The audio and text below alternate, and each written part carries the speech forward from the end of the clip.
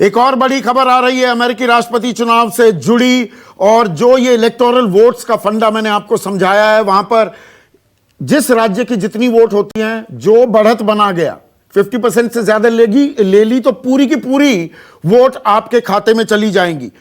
538 vote हैं, 270 राष्ट्रपति बनने के लिए आपको वोट चाहिए। इस वक्त जो बाइडेन 119 पर और डोनाल्ड ट्रंप 92 पर, तो यहां पर 26 सीटों का, वोटों का अंतर है। सीट नहीं कहूंगा, वोटों का अंतर है। Joe Biden 119, Donald Trump 92। और यहां पर स्विंग स्टेट्स की बात कर रहे थे। देखिए टेक्सास में बढ़त बनाते लगातार अपनी जो बढ़त बनाई हुई है जो बाइडेन ने, स्विंग स्टेट्स की बात हमने दर्शकों को समझाई है यहां पर। संजीव देखिए, ये स्विंग स्टेट्स वो हुए संदीप जो तय करेंगे कि इस बार राष्ट्रपति कौन होने जा रहा है। वहां 50 राज्य हैं, तो अमूमन सभी राज्य के ऊपर एक ठप्पा लगा होता है कि ये राज्य तो फला का है, ये राज्य फला का है। हाँ। लेकिन कुछ राज्य ऐसे होते हैं जिसके बारे में कोई कुछ नहीं कह सकता है, और वहां जो नतीजे आते हैं वही तय करते हैं कि अगला राष्ट्रपति कौन है। इस बार जो स्विंग स्टेट्स माने जा रहे हैं, जिन्हें बैटल ग्राउंड स्टेट्स भी कहा जाता है, उसमें 5 राज्य बहुत महत्वपूर्ण हैं, और Arizona, Florida, Michigan, north Carolina, Pennsylvania और विस्कॉन्सिन छठा राज्य। अब वहां पर अभी काउंटिंग शुरू नहीं हुई है। हाँ। लेकिन इसमें भी सबसे ज्यादा, जिस पर सबसे ज्यादा दारोमदार कहा जा रहा है कि इस बार के नतीजों को तय करने का है, वो है पेंसिल्वेनिया। अब पेंसिल्वेनिया में आप लगातार बता ही रहे हैं, वहां पर रिपोर्टिंग यानी कि वहां पर बहुत शुरुआती रुझान है, बहुत शुरुआती रुझान। अभी 10% के आसपास वोट ही काउंट हुए हैं, लेकिन इसमें 71% लीड है जो बाइडेन की। हाँ। और 25% ही केवल वोट्स प्राप्त कर पाए हैं ट्रंप। मतलब 46-47% का अंतर है। बहुत बड़ा अंतर, बहुत बड़ा अंतर। और इसका मतलब यह हो जाता है कि अगर पेंसिल्वेनिया के 20 वोट चले जाएंगे ट्रंप को, तो इसका मतलब माफ करें, अगर जो बाइडेन को चले जाते हैं तो फिर जीत बहुत ही मुश्किल हो जाती है ट्रंप के लिए। लेकिन यहां फिर एक और बात जोड़ना चाहूंगा संदीप, कि कहा यही जाता है कि फ्लोरिडा जो जीतेगा वही अमेरिकी राष्ट्रपति का चुनाव जीतेगा। और फ्लोरिडा में अब 3.25% की बढ़त बना और 90% काउंटिंग हो चुकी है, 90% हो गई है। ये जो काउंटिंग वाला मसला होता है ना संदीप, हाँ। अमेरिकन 3.5 लाख का हाँ। वोटों का अंतर है। अंतर अभी फिलहाल। अब देखिए क्या होता है कि वहां के जो राज्य हैं उनमें काउंटिंग की प्रक्रियाएं अलग अलग होती हैं। कुछ राज्य कहते हैं कि वहां के जितने काउंटीज हैं, यानी कि हमारे यहाँ के जिले जितने हैं, वो सब पहले से काउंटिंग शुरू कर सकते हैं। तो मेल वोट पहले से आए, उनकी काउंटिंग फ्लोरिडा में शुरू हो गई। लेकिन देखिए पेंसिल्वेनिया में अभी 9% वोट, वहां तो 6 तारीख तक अभी वोट डल सकते हैं वहां पर। ये भी कमाल की बात है। ये दिक्कत है कि पिछली दफा नतीजे जो इलेक्शन हुआ था 8 नवंबर को, और नतीजे आ गए थे 9 नवंबर को 2016 में, क्योंकि हिलरी क्लिंटन ने हार कंसीड कर दिया था। अब देखिए इसमें तो ट्रंप साहब या जो बाइडेन दोनों हार कंसीड, और जैसे हम बात कर रहे हैं, देखिए टेक्सास में जहां 2 से 3% का अंतर था, वो अंतर महज आधे फीसदी का रह गया है। हाँ, तो टेक्सास भी बड़ी उलटफेर हो सकती है, उलटफेर हो सकता है। पर यहां पर यह ध्यान हमें रखना होगा, इन स्विंग स्टेट्स में से 2 स्टेट भी जो बाइडेन ले जाते हैं तो ट्रबल में हैं डोनाल्ड ट्रंप। बिल्कुल बिल्कुल। सुरेश गोयल, ये जो शुरुआती ट्रेंड्स हैं सर, ये क्या इंडिकेट कर रहे हैं? जो अगर मैं कह सकता हूं कॉन्फिडेंस से इंडिकेट यही कर रहे हैं कि जैसे बाकी लोगों ने पहले एक प्रोजेक्शन किया था कि इस बार तो बिडेन साहब जीतेंगे ही, इतना आसान नहीं लग रहा है कि बिडेन साहब वाकई में जीत करके आ जाएंगे। फ्लोरिडा में जो चल रहा है वोट, अगर फ्लोरिडा में 2% का डिफरेंस काफी डिफरेंस होता है, और उसमें लग रहा है कि ट्रंप साहब जो अपनी बढ़त बनाए हुए हैं, तो 2 नहीं सर 3.25% का फर्क हो गया है। 3.25% का फर्क हो गया है।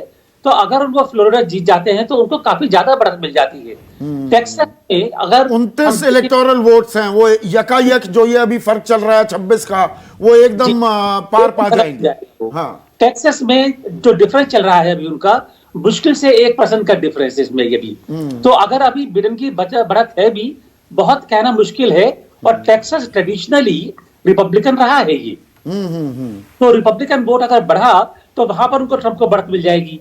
जॉर्जिया में देखिए क्या हो रहा है। तो अभी बहुत कहना मुश्किल है। जितनी भी ये सारी बैटल ग्राउंड स्टेट्स हैं, इसमें अभी तक कहीं भी क्लैरिटी नहीं है कि कौन जीतेगा। लेकिन लग रहा है कि दोनों में बराबर की टक्कर चल रही है।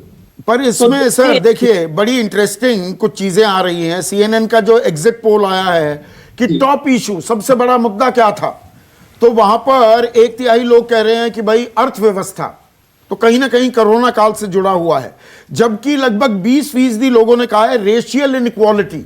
वहां पर ब्लैक्स को लेकर जो लड़ाई हुई है, जो वहां पर नस्ली हिंसा हुई, वो भी एक मुद्दा बताया जा रहा है। और इसी में फॉक्स न्यूज का जो एग्जिट पोल है वो कह रहा है अर्थव्यवस्था सबसे ऊपर थी। सीएनएन का एग्जिट पोल कह रहा है हेल्थ केयर भी एक बड़ा मुद्दा था।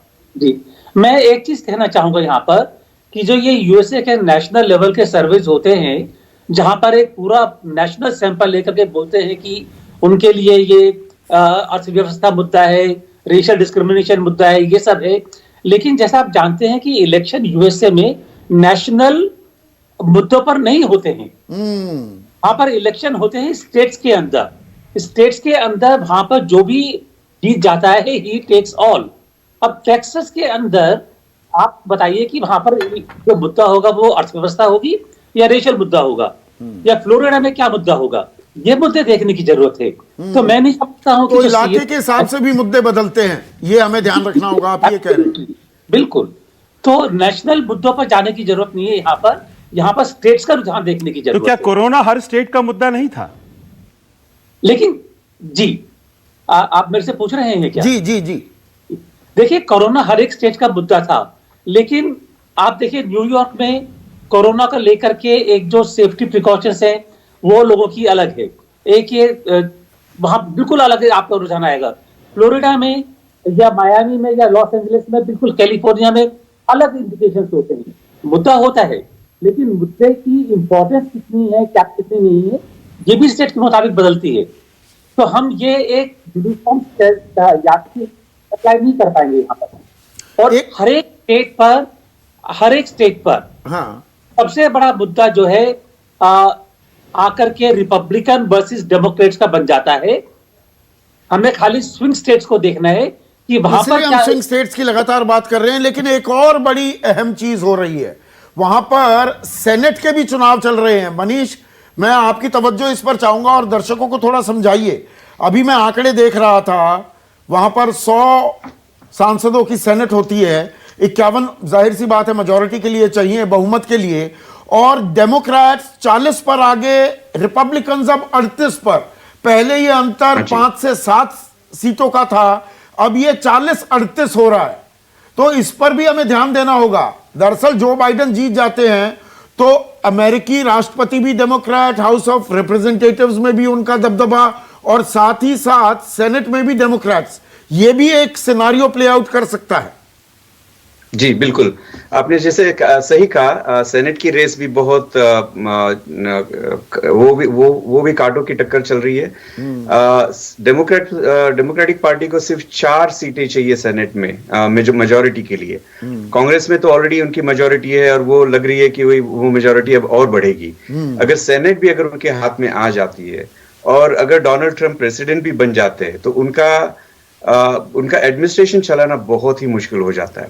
क्योंकि जैसे हमारी लोकसभा राज्यसभा है, उसी तरह से ये सेनेट और कांग्रेस है, लेकिन दोनों सेनेट और कांग्रेस को अपने अपने अधिकार है। और अगर सेनेट अगर प्रेसिडेंट के हाथ में ना हो तो कंट्री चलाना बहुत ही मुश्किल हो जाता है। अब बात रही जो रुझान आ रहे हैं, तो जैसे हमने सारे स्विंग स्टेट देखे, फ्लोरिडा देखे, नॉर्थ कैरोलिना देखे, वो बाकी सारे स्टेट्स देखे, अगर वहां पे हम बाइडेन का परफॉर्मेंस देखते हैं एज कंपेयर टू हिलेरी, तो उनका परफॉर्मेंस 4 या 5% से अच्छा है। अब इसका मतलब हुआ ऐसा है कि जो लोग वो बैलेट पे वोट करते हैं, वो सिर्फ प्रेसिडेंट को नहीं वोट करते, वो उसी के साथ सेनेट को भी वोट करते हैं। अगर उनका कोई कांग्रेसमैन है तो उसको भी वोट करते हैं, अगर उनके कोई लोकल इश्यूज है तो उन पे भी वोट करते हैं। तो समझो जैसे हमारे यहाँ पे होता है, अगर एक बीजेपी का है तो सारे बीजेपी पे थप्पा मारते, उसी तरह से यहाँ होता है।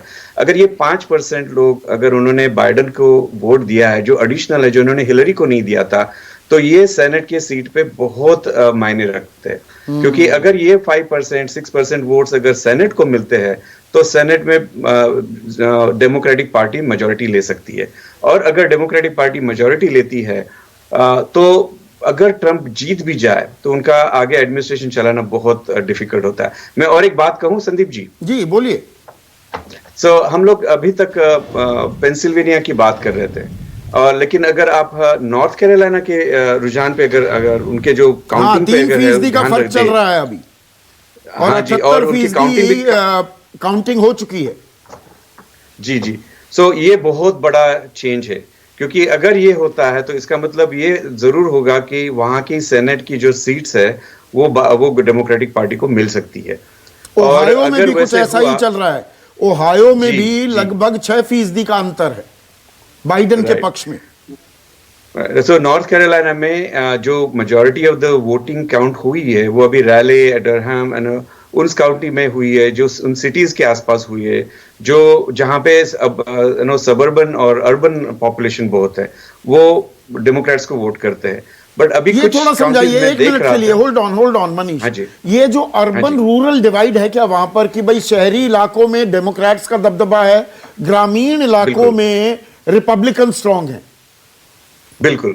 ग्रामीण इलाकों में यूजुअली ट्रेडिशनल लोग रहते हैं जो कंजर्वेटिव होते हैं, सो रिपब्लिकन पार्टी को वोट करते हैं। और जो सिटीज होते हैं, सिटी में यूजुअली बाहर से आए हुए लोग रहते हैं, हमारे जैसे इमिग्रेंट्स होते हैं, और इनका मेनली फोकस डेमोक्रेटिक थोड़ा सा और समझाइए मैं आपको, हमारे भारतीय दर्शकों को मनीष। रिपब्लिकन का मतलब क्या होता है? डेमोक्रेट्स कौन होते हैं? क्या कंजर्वेटिव होते हैं, थोड़े परंपरागत होते हैं, वो गे राइट्स को लेकर, एलजीबीटी राइट्स हों, अबॉर्शन को लेकर, इन बातों पर वो थोड़ी परंपरागत सोच रखते हैं। डेमोक्रेट्स थोड़े खुले दिमाग, खुले विचार वाली पार्टी है। क्या ये कहना सरलीकरण हो जाएगा? बिल्कुल बिल्कुल बिल्कुल। अगर हम यहाँ कहते हैं कि यूजुअली हम लोग right side party which is Republican party कहते हैं, और लेफ्ट यानी डेमोक्रेटिक पार्टी कहते हैं। हमारे यहाँ पे जो लेफ्ट का मतलब होता है जैसे कम्युनिस्ट पार्टी वगैरह है, उस तरह से ये नहीं होती है। ये तो जो कंजर्वेटिव पार्टी जो है, आई मीन कंजर्वेटिव का अगर ट्रांसलेशन करो तो संकुचित होता है, बट ये संकुचित विचार वाले नहीं होते हैं। लेकिन ये कहना बराबर नहीं होगा, ये बहुत ज्यादा ट्रेडिशनल होते हैं। तो जिन पे वैसे रिलीजियस भी बहुत होते हैं, ये चर्च में वगैरह जाते हैं, तो चर्च का उनके ऊपर बहुत ही प्रभाव होता है।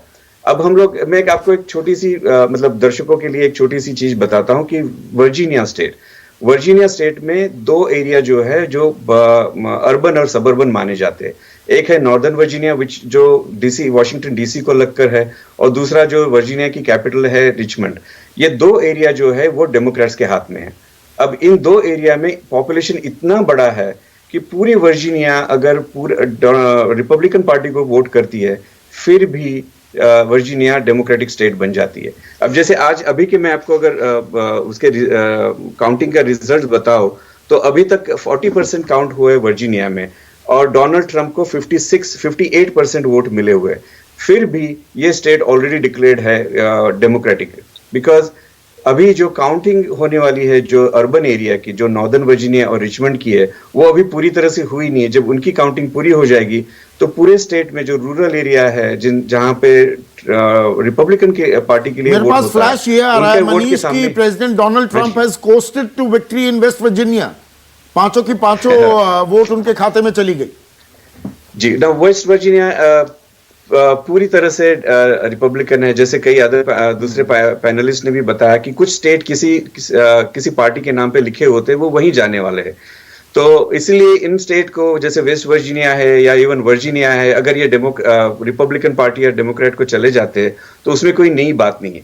फोकस सिर्फ ये स्विंग स्टेट्स का है या बैटल ग्राउंड स्टेट का है। इसलिए मैं आपका ध्यान फिर से नॉर्थ कैरोलिना पे लाता हूँ। 78% मेरे ख्याल से उनकी 80% हो गई, काउंटिंग हो 80% हो चुकी है, 2.5% का अंतर है, वो बहुत बड़ा हो जाता है। अब बाकी बचे 2% में डोनाल्ड ट्रंप को 2-2.5% का अंतर क्रॉस करना बहुत मुश्किल की बात होती है। और अगर नॉर्थ कैरोलिना अगर डेमोक्रेट जीत जाता है, तो पेंसिल्वेनिया अगर ना भी जीते तो भी डोनाल्ड ट्रंप को जीतना मुश्किल हो जाता है। और यहां पर मैं ओहायो को भी साथ में लेना चाहूंगा। नॉर्थ कैरोलिना की बात कर रहे हैं एम्बेसडर मनीष, यहां पर वहां पर 15 इलेक्टोरल वोट हैं, 2.5% का अंतर। ओहायो में लगभग 4% का अंतर है, और वहां पर 18 इलेक्टोरल वोट्स हैं।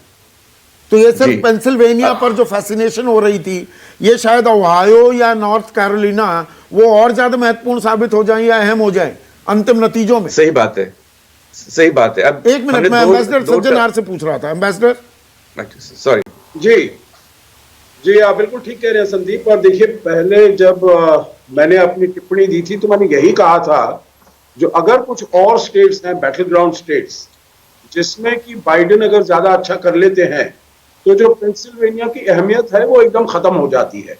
पेंसिल्वेनिया की अहमियत तभी होती है जब और स्टेट्स में बिल्कुल कांटे की टक्कर हो दोनों पार्टीज के बीच में।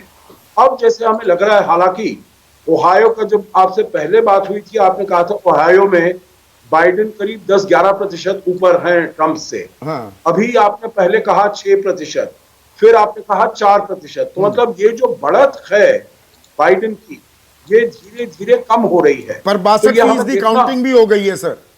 जी जी जी, तो ये हमको देखना होगा, क्योंकि इसीलिए कहा जाता है बैटल ग्राउंड स्टेट्स, जो इनके इसमें बिल्कुल ही टक्कर की बात है। हालांकि ये बात ध्यान में रखनी होगी, जैसे मैंने पहले कहा था, 2016 में ट्रंप ने इसमें 8.1%, 8.1% से उन्होंने इसमें बढ़त हासिल की थी ओहायो में।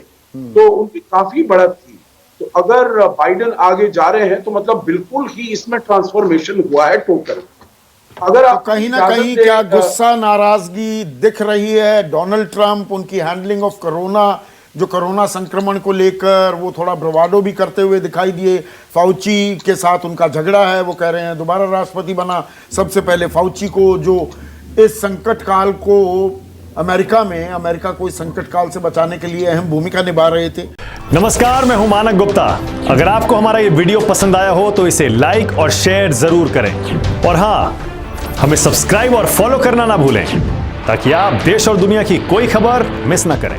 तो जुड़े रहिए हमारे साथ और देखते रहिए News 24।